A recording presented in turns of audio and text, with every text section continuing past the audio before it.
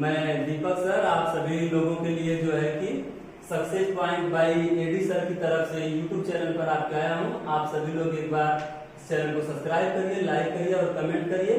मैं आप लोगों के लिए लेकर आया हूं आज का नया चैप्टर वर्गमूल। आई होप आप लोग समझेंगे। चलिए देखते हैं वर्गमूल। तो वर्गमूल क्या होता है इसके बारे में आज हम लोग चर्चा कर रहे हैं। सबसे पहले स्टार्ट करते हैं वर्गमूल की भूमिका, यानी कि इसकी परिचय क्या होती है। तो वर्गमूल यहाँ से यह स्पष्ट हो रहा है कि जब किसी भी कोई संख्या दी गई है, कोई भी वहां पर संख्या है, अगर उस संख्या का अगर 2 घात हो तो उस संख्या का वह वर्ग कहलाता है। जैसे कि मान लीजिए कोई संख्या दी गई है, वहां पर अगर इस संख्या का हम आपस में 2 बार गुणा कर लें या फिर इस संख्या पर 2 घात लगा लें तो इसे इस संख्या का हम वर्ग करते हैं। अब इस वर्ग के बाद बात आती है कि वर्गमूल क्या होता है। तो जो वर्गमूल होता है वह वर्गमूल जो होता है इन्हीं संख्याओं में से जब हम एक संख्या को जोड़ा बनाकर बाहर निकाल लेते हैं तो इस संख्या का यह वर्गमूल कहलाता है। और वर्गमूल 2 रूपों में हो सकता है, यह धनात्मक भी हो सकता है और ऋणात्मक भी हो सकता है। अब वर्गमूल में कई संख्याएं हैं, हम किन्हीं भी संख्याओं का वर्ग कर सकते हैं और वर्गमूल कर सकते हैं। एग्जाम्पल था जैसे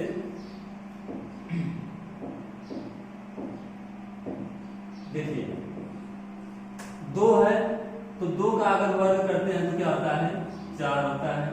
3 है तो 3 का वर्ग करते हैं तो 9 होता है। 4 है 4 का वर्ग करते हैं तो 16।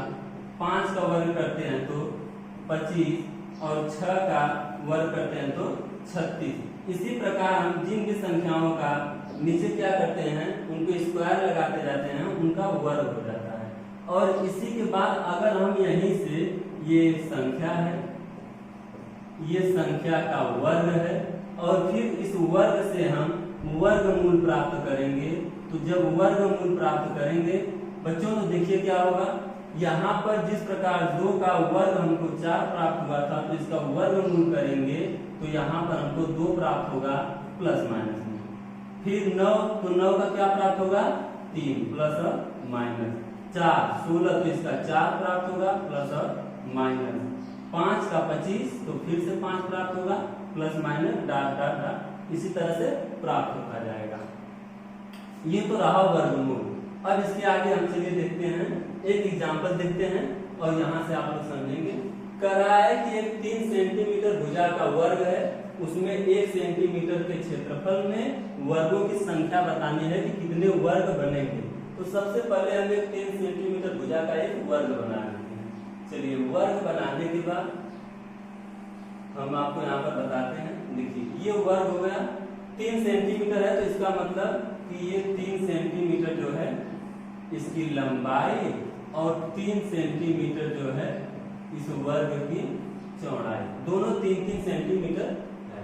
यहाँ पर आगे कह रहा है कि इसको 1 सेंटीमीटर में बनाना है, 1 सेंटीमीटर के क्षेत्रफल में बनाना है। तो चलिए हम इसको 1-1 सेंटीमीटर में बांट लेते हैं।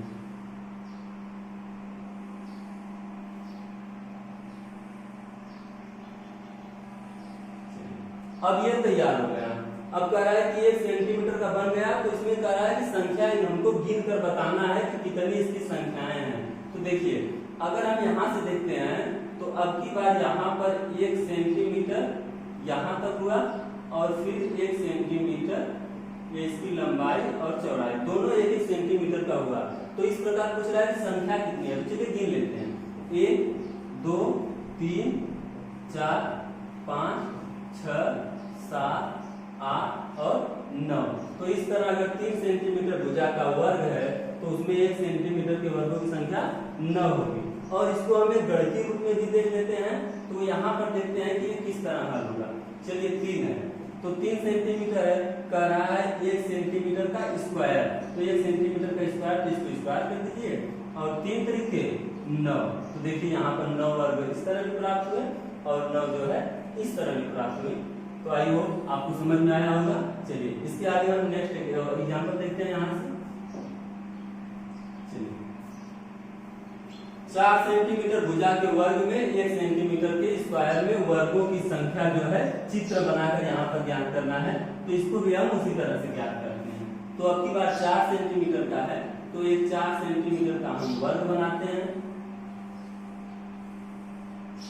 चलिए, अब 4 सेंटीमीटर का वर्ग बनाने के बाद इसको हम भर लेते हैं इस तरह से।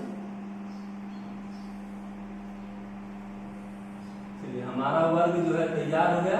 अब इसको हम देखते हैं इसमें कितनी संख्याएं हैं।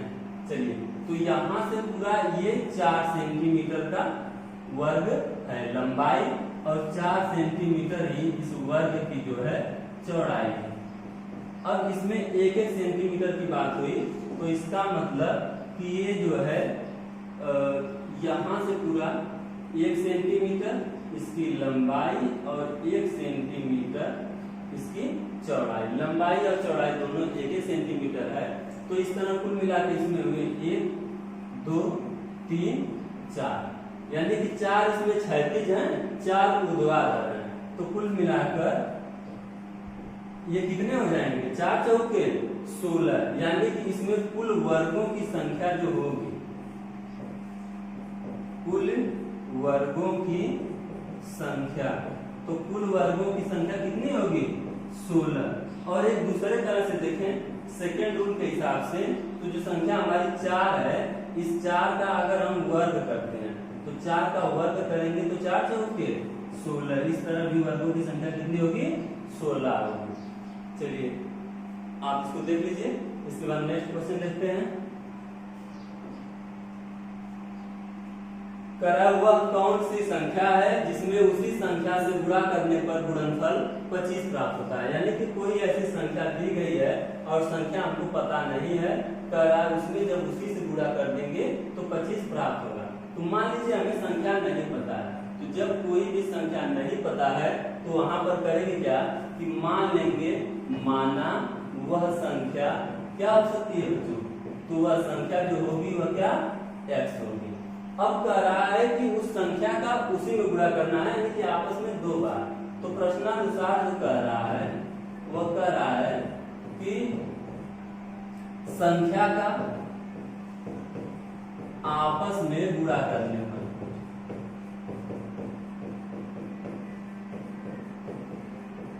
संख्या का आपस में गुणा करने पर, जब दोनों संख्याओं का आपस में गुणा कर देते हैं तो ये संख्याओं का आपस में गुणा करने पर जो प्राप्त होता है हमारा मान, यह मान क्या प्राप्त होता है? 25 प्राप्त होता है। तो बताइए x का x में गुणा होगा तो क्या होगा? x का स्क्वायर होगा। और ये 25 ऑलरेडी पहले से ही है। अब ये इधर वर्ग है, तो जब वर्ग बराबर के इधर आएगा तो क्या हो जाएगा? वर्गमूल हो जाएगा। तो वर्ग और बराबर के जब चिन्ह विपरीत होंगे तो प्लस का माइनस, माइनस का प्लस, जोड़ का घटाना, घटाना गुणा का भाग, इस तरह से तो वर्ग वर्गमूल हो जाएगा, घन है तो घनमूल हो जाएगा। तो वर्ग इधर वर्गमूल हुआ तो ये करड़ी में 25। अब चलिए, यह 25 है तो 25 को हम क्या लिख सकते हैं? 5 गुणे 5, इस तरह से लिख सकते हैं। अब जब ये बाहर होगा यहाँ से 1 जोड़ा तो x का मान क्या आएगा?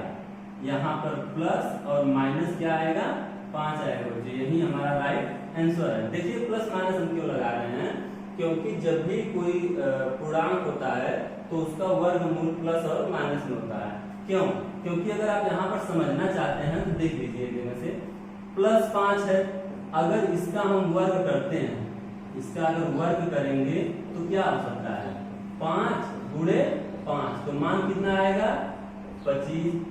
अगर -5 लेते हैं तो -5 लेंगे, अगर इसका वर्ग करेंगे तो ये भी कितना होगा? -5 गुणे -5, तो कितना होगा? 5 बचे 25, और ये माइनस माइनस प्लस होगा। तो ऑलरेडी हमने देखा कि दोनों का मान हमारा 25 आया, इसलिए किसी भी जब हम संख्या का वर्गमूल ले लेते हैं तो वहां पर प्लस और माइनस लगाना अनिवार्य रहता है, इस मान में कोई परिवर्तन नहीं है। चलिए नेक्स्ट देखते हैं।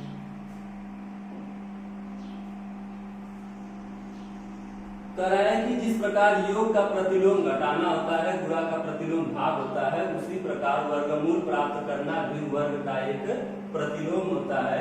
और वर्गमूल का चिन्ह जो होता है उसे हम अंडर रूट इंग्लिश में या फिर हिंदी में करड़ी करते हैं। ये इसका सिंबल होता है, सिंबल मतलब चिन्ह होता है, जिसे हम करड़ी में इस तरह से दर्शाते हैं। ठीक है, तो प्रतिलोम क्या होता है? प्रतिलोम का मतलब होता है कि उसका उल्टा। जैसे आपने पढ़ा होगा कि ये प्लस है, तो प्लस का जब हम उल्टा करते हैं तो क्या आ जाता है? माइनस हो जाता है। अगर गुणा है तो उसका जब उल्टा करते हैं तो भाग हो जाता है। इस तरह से अगर भाग है तो इसका उल्टा गुणा, और माइनस है तो इसका उल्टा प्लस। तो यही यहाँ पर कह रहा है कि योग का प्रतिलोम घटाना, गुणा का प्रतिलोम भाग हो जाता है, तो भाग का गुणा और माइनस का प्लस होता है। तो इसी प्रकार जो होता है ना वर्गमूल प्राप्त करना। वर्गमूल मतलब क्या? कि वर्गमूल यही तो है। तो यही वर्गमूल प्राप्त करना क्या होता है? किसी संख्या के वर्ग का प्रतिलोम होता है। यानी कि अगर यक्स जो है स्क्वायर है तो इसका जब वर्गमूल प्राप्त करेंगे तो यहाँ पर ये वर्गमूल क्या हो जाएगा? चलिए इसको ऐसे समझ लेते हैं।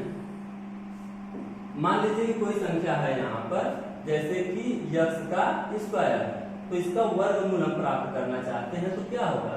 Plus minus under root x, यही तो होगा। तो ये क्या होगा? इसका प्रतिलोम होता है। तो जिस तरह ये प्रतिलोम है उसी तरह वर्गमूल प्राप्त करना भी वर्ग का एक प्रतिलोम होता है। आपने चिन्ह देख लिया कि वर्गमूल का चिन्ह क्या होता है। आई होप आप याद करेंगे, इसको भी याद करना जरूरी होता है। ठीक है, हम आगे चलते हैं। ऋणात्मक पूर्णांक संख्याओं का वर्ग ज्ञात करना। कोई भी संख्याएं अगर ऋणात्मक है तो उनका वर्ग हम कैसे ज्ञात करेंगे? चलिए देखते हैं। तो में हमारा है ऋणात्मक, ध्यान दीजिएगा इस शब्द का, यहाँ पर कह रहा है ऋणात्मक और पूर्णांक, यानी कि ऋणात्मक पूर्णांक है तब हमारा वहां पर वर्ग क्या आएगा। एग्जाम्पल में हम ले लेते हैं कोई भी संख्याएं, मान लीजिए -1 ले लेते हैं, -2, -3, डाट डाट डाट, इसी तरह -6, -8, -9, कुछ भी हो सकता है। इसके बाद इसका हमको क्या ज्ञात करना है? वर्ग ज्ञात करना है। तो देखिए इसका वर्ग क्या होगा, तो वर्ग यहाँ पर चलिए पता करते हैं। तो -1 है तो इसका वर्ग मतलब -1 का स्क्वायर, तो -2 है -2 का स्क्वायर, -3 तो -3 का स्क्वायर, -6 का स्क्वायर, -8 का स्क्वायर और -9 का स्क्वायर। चलिए अब इसके बाद यहाँ पर हम देखेंगे कि इनका मान कितना प्राप्त हो रहा है। चलिए तो एक का जब आपस में गुणा करेंगे, स्क्वायर का मतलब क्या होता है? स्क्वायर का मतलब होता है कि वर्ग, और वर्ग का मतलब कि उन दोनों का आपस में 2 बार गुणा। तो -1 और गुणे -1, तो गुणा करने पर क्या प्राप्त होगा? 1 कम 1 और माइनस माइनस से गुणा हुआ तो प्लस। उसी तरह -2 गुणे -2, 2 दूनी के 4, माइनस माइनस प्लस हुआ।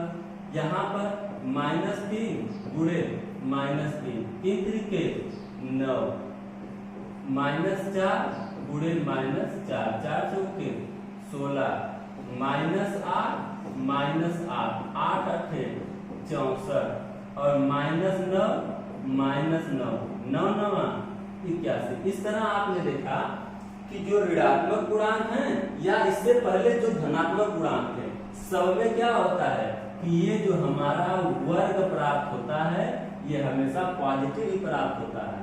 और देखिए हमने जब ऋणात्मक संख्याओं का निकाला तो यहाँ भी देखा हमने जितनी ऋणात्मक संख्याएं ली सबका उत्तर क्या प्राप्त हुआ है? पॉजिटिव ही प्राप्त हुआ है। तो जब अगर ऐसा है तो यहाँ से हम कुछ निष्कर्ष निकाल लेंगे। और देखिए निष्कर्ष निकला क्या है आगे, तो इस निष्कर्ष की हम बात करते हैं। तो निष्कर्ष ये कर रहा है कि वर्ग पूर्णांकों के वर्गमूल धनात्मक तथा ऋणात्मक पूर्णांक होता है। यानी कि पीछे अभी जस्ट हमने यहाँ पर नेक्स्ट पेज पर देखा था कि जो ऋणात्मक संख्याओं का हमने निकाला था ये क्या था?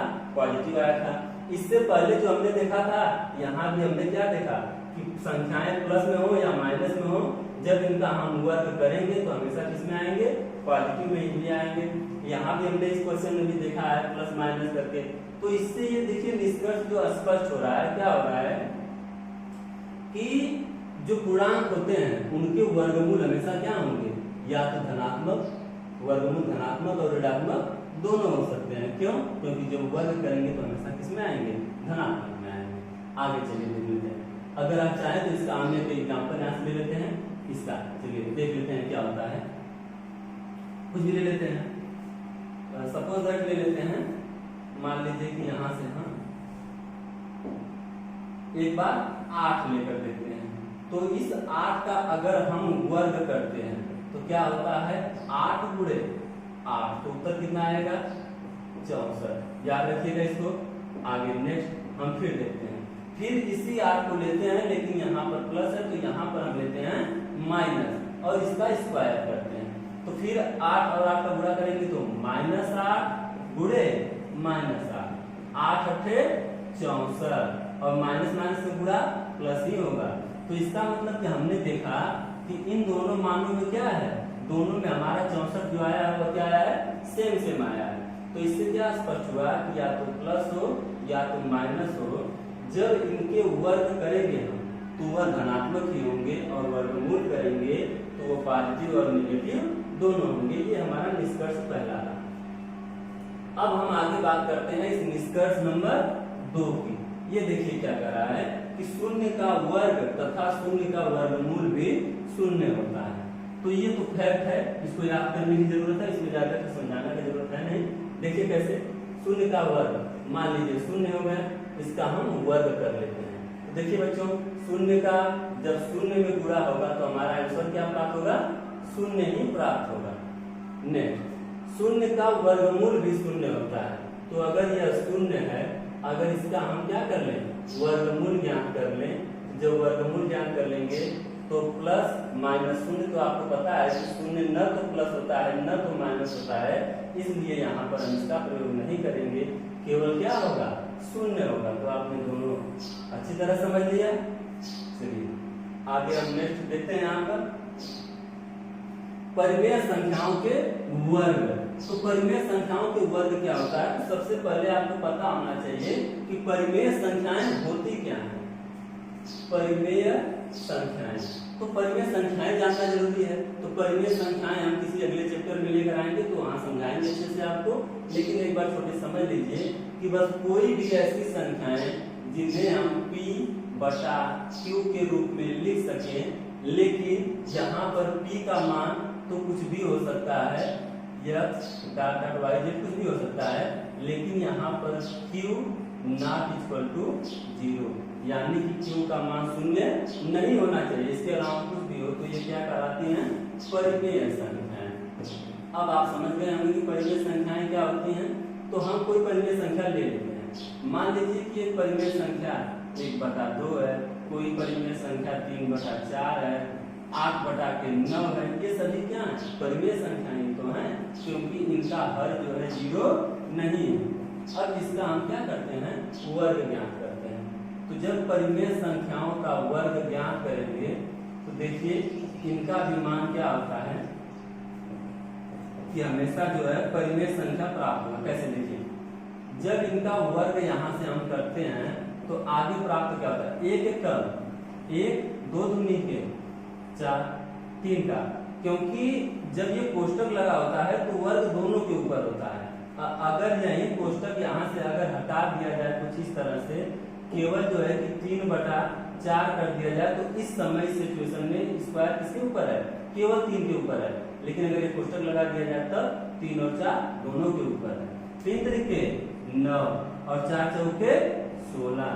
चलिए इसको देखते हैं, 8 8 64, 9 9 81। आपने देख लिया। अभी तक हमने जो देखा वो क्या थी, परिमेय संख्याएं थी, लेकिन कैसी थी, यहाँ पर जो परिमेय संख्याएं थी ये सभी धनात्मक थी। अब हम यहीं पर आगे जो है देख लेते हैं कि धनात्मक की बजाय कुछ ऋणात्मक परिमेय संख्याएं भी ले लेते हैं और यहाँ पर चेक करते हैं कि क्या ये सभी जो है इसी की तरह प्राप्त होती हैं। तो इनमें देखिए क्या होता है, चलिए ऋणात्मक में तो इन्हीं संख्याओं को हम ऋणात्मक लेते हैं। -1/2 -3/4, -1/2 -3/4 और -8/9। अब जब इनका हम वर्ग प्राप्त करेंगे तो देखिए क्या प्राप्त होता है।